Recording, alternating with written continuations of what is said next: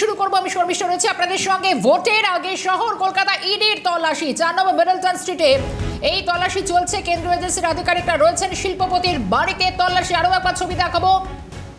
আমরা ব্রেক করেছিলাম এই খবর একেবারে সাত সকালে ফের কেন্দ্রীয় বাহিনীকে সঙ্গে নিয়ে কেন্দ্রীয় এজেন্সি তারা পৌঁছে গিয়েছেন 4 নম্বর মিডলটন স্ট্রিটে।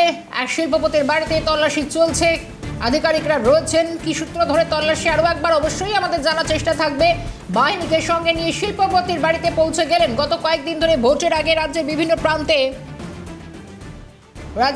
প্রান্তে এই তল্লাশিতে ইডি 4 নম্বর মিডলটন স্ট্রিটে তদন্তে কেন্দ্রীয় এজেন্সি। সরাসরি আরও একবার যাবো, সুদীপ্ত পাল রয়েছেন আমাদের সঙ্গে। সুদীপ্ত, 4 নম্বর মিডলটন স্ট্রিটে সকাল থেকে কেন্দ্রীয় বাহিনীকে সঙ্গে নিয়ে তল্লাশি চলছে, ঠিক এখনো পর্যন্ত আর কি কি উঠে আসছে?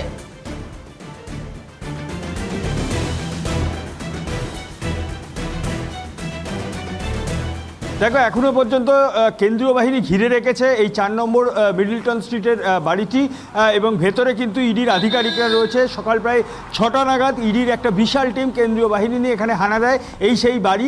এবং আমরা এখানে পাথরের ফলকে দেখছি নাম লেখা রয়েছে KL ধান্দানিয়া। ইনি এখনও জীবিত নেই, এনার ছেলে PK ধান্দানিয়া আছেন এবং তারা প্রায় কয়েক ভাই রয়েছেন এবং তাদের একাধিক ব্যবসা রয়েছে বলে জানা যাচ্ছে। কলকাতা এবং কলকাতার বাইরেও অন্য স্টেটেও কিন্তু তাদের ব্যবসা রয়েছে। রাবার সংস্থা থেকে শুরু করে চার্টার্ড অ্যাকাউন্টেন্ট সংস্থা সহ বিভিন্ন ব্যবসা কিন্তু তাদের রয়েছে এবং তাদের ইতিমধ্যেই বহুজাতিক একটি বাড়ি রয়েছে এই পার্ক স্ট্রিটের মিডলটন স্ট্রিটে এবং তার পাশাপাশি একাধিক মূল্যবান গাড়ি রয়েছে তাদের।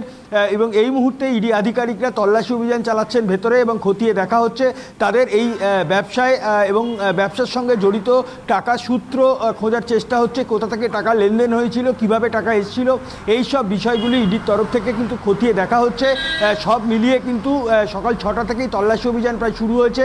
এখনও ইডি আধিকারিকরা ভেতরে তল্লাশি চালাচ্ছেন, বাইরে কেন্দ্রীয় বাহিনী পুরো বাড়িটা ঘিরে রেখেছে। সব মিলিয়ে কিন্তু যেভাবে এই পার্ক স্ট্রিট এলাকায় মিডলটন স্ট্রিটে এই ধান্দানিয়া পরিবারের বাড়িতে যেভাবে তল্লাশি অভিযান চলছে তাতে কিন্তু রীতিমতো চাঞ্চল্যের সৃষ্টি হয়েছে। শর্মিষ্ঠা, সুদীপ্তকে এই মুহূর্তে ধন্যবাদ জানাবো। পরবর্তীতে আরও আপডেট জানবো, কারণ তল্লাশি চলছে। বেলা যত এগোবে পরবর্তী পরিস্থিতি কোন দিকে যায় সেদিকেও আমাদের নজর থাকবে। বাহিনীকে সঙ্গে নিয়ে শিল্পপতির বাড়িতে চলছে ইডির তল্লাশি।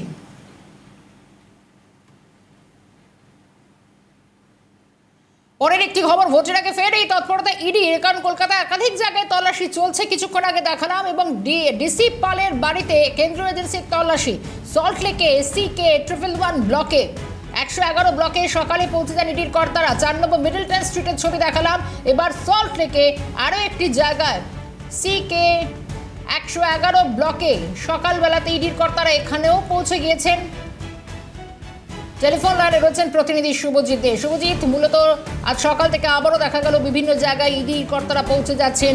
সল্ট লেকের ছবিটা কি? দেখো, সাত সকালে এনফোর্সমেন্ট ডিরেক্টরেটের প্রায় 12 থেকে 15টি টিম যারা ইতিমধ্যে বিভিন্ন জায়গায় তল্লাশি অভিযান চালাচ্ছে এবং ইডি সূত্র মারফত খবর যে বিভিন্ন জায়গায় এই মুহূর্তে তল্লাশি অভিযান চলছে। মূলত ব্যবসায়ীদের বাড়িতেই এই তল্লাশি অভিযান চলছে। বিধাননগর, সল্টলেক শহর কলকাতার বিভিন্ন জায়গায় এই মুহূর্তে বিভিন্ন ব্যবসায়ীর বাড়িতে এনফোর্সমেন্ট ডিরেক্টরেটের আধিকারিকেরা পৌঁছেছেন এবং সেখানে তল্লাশি অভিযান চালাচ্ছেন। এই মুহূর্তে CK ব্লক এবং AC ব্লকে ডিসি পালের যে বাড়ি রয়েছে, ব্যবসায়ী পেশায় তিনি ব্যবসায়ী, এবং সেই বাড়িতে ইতিমধ্যে এনফোর্সমেন্ট ডিরেক্টরেটের আধিকারিকরা কেন্দ্রীয় বাহিনী জওয়ানদেরকে সঙ্গে করে নিয়ে বাড়িতে তল্লাশি অভিযান চালাচ্ছে। ইতিমধ্যে একদিকে যেরকম বিধাননগরে বিভিন্ন জায়গায় তল্লাশি অভিযান চলছে, এছাড়াও শহর কলকাতায় রাসবিহারী, মুরারিপুকুর, সেখানেও কিন্তু এই মুহূর্তে এনফোর্সমেন্ট ডিরেক্টরেটের আধিকারিকেরা পৌঁছে গেছেন এবং সেখানেও তল্লাশি অভিযান চালাচ্ছেন।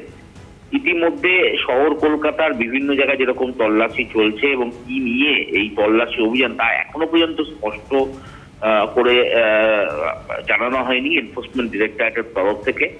তবে বিধানসভা নির্বাচনের আগে এনফোর্সমেন্ট ডিরেক্টরেটের বা ইডির প্রায় 12 থেকে 15টি জায়গায় এই যে একযোগে তল্লাশি অভিযান তা কোথাও কি গুরুত্বপূর্ণ বলে মনে হচ্ছে। তার কারণ এর আগে আমরা দেখেছি কয়লা পাচার মামলা হোক অথবা শিক্ষক নিয়োগ দুর্নীতি মামলা, সেই মামলাতে ফের আরো একবার তৎপর হয়েছে এনফোর্সমেন্ট ডিরেক্টরেটের আধিকারিকরা এবং পুরনো একাধিক মামলা রয়েছে যে সমস্ত মামলাতে এর আগেও এনফোর্সমেন্ট